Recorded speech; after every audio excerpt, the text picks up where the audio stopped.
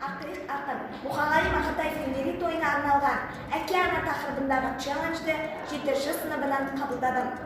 Мұқағали Мақатаев: шеше, сен бақыттысың.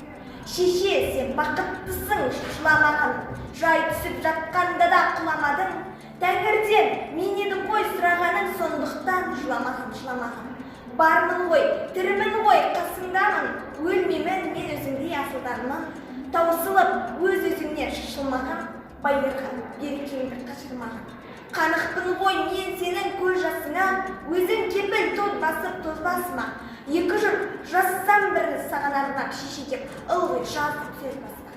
Тәңірім, кеше көрсін кесірімді, аспанға жазам сенің есіміңді. Шеше, сен бақыттысың, тербете бер, қыбат алған елге есігіңді. Мен бұл челленджді 7 сыныбына жолдаймын.